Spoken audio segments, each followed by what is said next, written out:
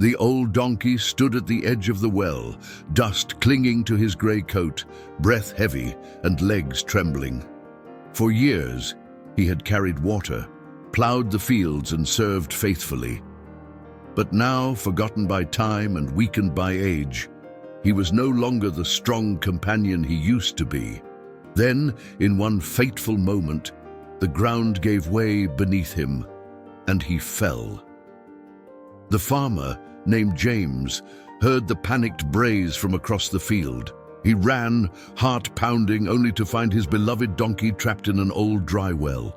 Too deep to climb out, too narrow to be rescued without tools James didn't have. For a moment, James stood silently, staring down at the friend who had helped build everything he had. The villagers gathered, watching the scene unfold. "He's too old," one whispered. "It would cost too much to pull him out," said another. James clenched his jaw, fighting the pain of what he knew he had to do. Eyes wet, he made the decision he hoped he'd never face. "He's lived a long life. Maybe this is how it's meant to end," he said softly. And with that, he picked up a shovel. The plan was cruel, but practical. James would fill the well with dirt to bury the donkey quickly and painlessly. He couldn't leave him to suffer alone in that pit. With every scoop of earth tossed in, James's chest grew heavier. The donkey brayed loudly at first, then fell silent. The crowd, too, grew quiet. It seemed like the end. But then, something strange happened. After the 10th shovel of dirt, a sound echoed from the well. Not panic, not pain, but a grunt and a thud. Then another, and another. James paused, leaning over the edge to listen.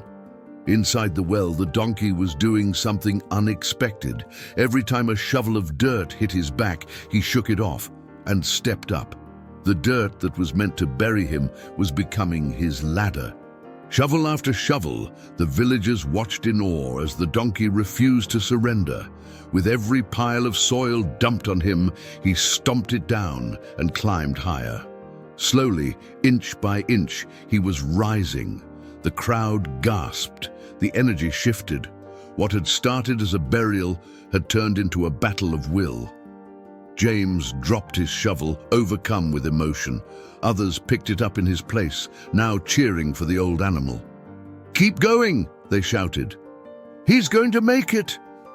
The sun was beginning to set when the donkey finally stepped out of the well, bruised, exhausted, but alive.